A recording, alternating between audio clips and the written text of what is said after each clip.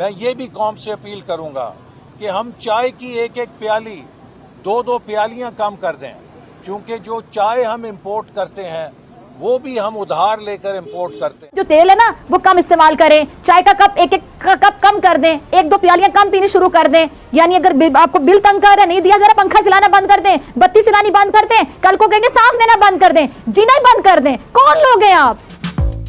आवाम को बजट में रिलीफ तो आप दे नहीं रहे हैं और उल्टा आप उस तरह के मशवरे दे रहे हैं कि 1 कप चाय का पिए, 1 ना पिए। हमने क्या कसूर किया और 2 कप चाय पी ली तो बहुत बड़ा जुर्म कर। मोदी जैसे हैवान के आगे झुकने को किसी तौर भी तैयार नहीं है। मैं डॉक्टर फिजा, ये मोदी अपनी शैतानियत और गंदे जहन की वजह से भारत के ताल्लुकात मुस्लिम ममालिक के साथ खराब कर रहे हैं और इसकी तौहीन-आमेज़ हरकत की वजह से पूरी दुनिया में एहतजाज हो रहा है। प्रैक्टिकली डिफॉल्ट हो चुका है। आप सऊदी अरब के पैसे अदा करने की तारीख गुजर गई है, चीन के पैसे अदा करने की तारीख गुजर गई है। अब वो चूंकि आपके दोस्त मुल्क हैं, आपकी नाजुक सूरत हाल को साथ है, वो आपसे मांग नहीं रहे पैसे। कतर ने भी पाकिस्तान की हुकूमत को मदद देने से इनकार कर दिया। यूएई ने इनकार किया, सऊदी अरब ने इनकार किया, तुर्की ने इनकार किया, अमेरिका ने इनको कुछ नहीं दिया, चाइना ने इनकार किया और उसके बाद अब कतर ने भी कर दिया। अब मेरे ख्याल में इमरान खान ने जो बात पूछी थी ना, उन्होंने कहा था देखना कोई रह तो नहीं गया। जितना आप डिले करेंगे इस प्रोसेस को, उतना ही हम श्रीलंकन टाइप ऑफ क्राइसिस की तरफ बढ़ते चले जाएंगे। आज हम नहीं है श्रीलंका के टाइप क्राइसिस में नहीं पहुंचे हैं, लेकिन जितना हम डिले करेंगे, इसी को चलाते रहेंगे, इसी तरीके से चलाते रहेंगे, तो ये हम श्रीलंका क्राइसिस की तरफ बढ़ते जाएंगे। उस दिन से बचे। अभी कुछ दिन पहले मिफ्ता साहब ने भी आवाम को क्या मशवरा दिया था कि जिस घर में 4 भाई हैं वो 1 रोटी आपस में तकसीम करके खा लें। मिफ्ता साहब अब इस पर बहुत बेबाकी के साथ अपने इस बयान पर वजाहत पता क्या दे रहे हैं कि जी मैंने जो भाइयों वाली बात है, रोटी वाली मिसाल है, वो 4 सूबों से मुताल्लिक कही थी कि जी 1 रोटी है, 4 सूबे मिलकर खा लें और जब हालात अच्छे हो जाए तो तमाम सूबे पूरी रोटी खा सकेंगे। चाय 1-1, 2-2 प्यालियां पीना कम कर दें और मुफ्त का मशवरा वो इसलिए दे रहे हैं ताकि हुकूमत को चाय की पत्ती बाहर से ज़्यादा इंपोर्ट ना करनी पड़े और ज़र मुबादला का इस्तेमाल जो है ना वो कम से कम करना पड़े। अब यानी कल को जब आवाम बेचारी बिल नहीं दे सकेगी महंगाई की वजह से, कहेंगे पंखा चलाना बंद कर दें या 1 घंटा पंखा चला लें, दूसरा घंटा ना चलाएं, और या बत्ती का इस्तेमाल कम कर दें, या फिर जब आवाम का जीना दूबर कर देंगे मजीद महंगाई से तो कह देंगे कि सांस लेना बंद कर दें, जीना ही छोड़ दें। आप ये किस किस्म के लोग हैं? कैसे मशवरे दे रहे हैं आप लोग आके? मेरा एहसान इकबाल साहब से एक सवाल है कि अगर सब कुछ बेचारी कौम नहीं करना है तो फिर आप लोग इक़्तिदार से क्यों चिमट गए? अगर आप लोगों ने यही बेबसी के लाचारी के नोहे पढ़ने थे कि महंगाई है, अवाम ये कर दे, अवाम वो कर दे, IMF के आगे हम लोग बेबस हैं, तो हम अवाम से कहेंगे कि आप जी चाय की जो पत्ती इस्तेमाल ही कम कर दें, 1 कप कम पीना शुरू कर दें, आप ये कर दें, आप वो कर दें, खाने का तेल कम इस्तेमाल करना शुरू कर दें। अगर आप लोगों ने भी इस तरह के मजाक ही करने थे अवाम के साथ तो सिर्फ इस सवाल का जवाब देते, फिर उनसे चलाने देते ना, उनको चलाने देते हुकूमत। आप लोगों को महंगाई का इशू था, बहुत से मसाइल थे, आप लोगों को आगे बैठने की जल्दी थी। जब आपसे पूछा जाता था, मैंने 12 प्रोग्राम्स में पूछा था कि आप लोग करेंगे क्या, कैसे करेंगे महंगाई को कंट्रोल? जब ये चले जाएंगे इमरान खान साहब, पीटे की हुकूमत चली जाएगी, आप लोग आ जाएंगे, इक़्तिदार की कुर्सी पे बैठ जाएंगे, क्या करेंगे? क्या फॉर्मूला आपके पास, क्या सोचे आप लोगों ने? कोई सोल्यूशन है, कोई हल है? तो ये थे फिर हल कि हल ये देंगे कि आप जो तेल है ना वो कम इस्तेमाल करें, चाय का कप 1-1 कप कम कर दें, 1-2 प्यालियां कम पीनी शुरू कर दें। यानी अगर आपको बिल तंग कर रहा है, नहीं दिया जरा पंखा चलाना बंद कर दें, बत्ती चलानी बंद कर दें, कल को कहेंगे सांस लेना बंद कर दें, जीना ही बंद कर दें। कौन लोग हैं आप? इक़्तिदार आप लोग चिमटे में इक़्तिदार के साथ और आवाम से, कौम से कुर्बानियां मांगते चले जा रहे हैं। इक़्तिदार छोड़ दें, घर चले जाएं। अगर हर चीज की कुर्बानी बेचारी आवाम ने और कौम ने देनी है ना, आप घर चले जाएं। आप लोगों को तो बस नहीं चलता, आप लोग आवाम को जिंदा जमीन में दफन कर दें, क्योंकि आप लोगों को आवाम की फिक्र नहीं है।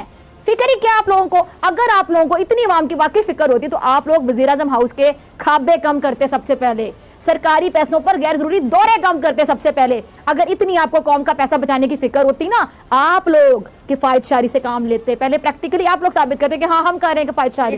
मैं मुख्तलिफ रिपोर्ट्स में पढ़ रहा था कि अगर IMF के साथ एग्रीमेंट नहीं होता तो फिर जो पैसे चाइना से आने हैं, जो कुछ सऊदी अरब ने दिए हुए हैं, या कुछ और जो इमदाद की हमें तवक्को है, वो भी हमें नहीं मिलेगी। फिर कितनी शर्म की बात है ये सवाल जो आप कर रहे हैं, एक न्यूक्लियर पावर से आप सवाल कर रहे हैं कि हम इतने वल्नरेबल हो गए हैं कि अगर IMF का नॉट ना हो तो ना कोई चीन पैसे देगा, ना सऊदी देगा, ना UAE देगा, ना कोई देगा। यार हम कब तक मांगते रहेंगे हाथ फैला फैला कर? कब तक? कभी तो सीखो अपने इस पे यही तो बात मैंने प्राइम मिनिस्टर इमरान खान से कही थी, learn to live without IMF। कब तक जिंदा रहोगे बैसाखियों के सहारे? ये बैसाखी जो है, जब तक इसको थामे रखोगे, ये तुम्हें कभी खड़ा नहीं होने देगा। ये दुनिया में जितनी भी मुल्क गई हैं जिन्होंने भी IMF की बैसाखी को थामा है, वो कभी अपने पैर पे खड़ा नहीं हुआ है। 50 साल हो गए नहीं हुआ है, 34 साल तो हमें हो गए, खड़े नहीं हो सक रहे। आज भी हम यही बैसाखियों की बात कर रहे हैं।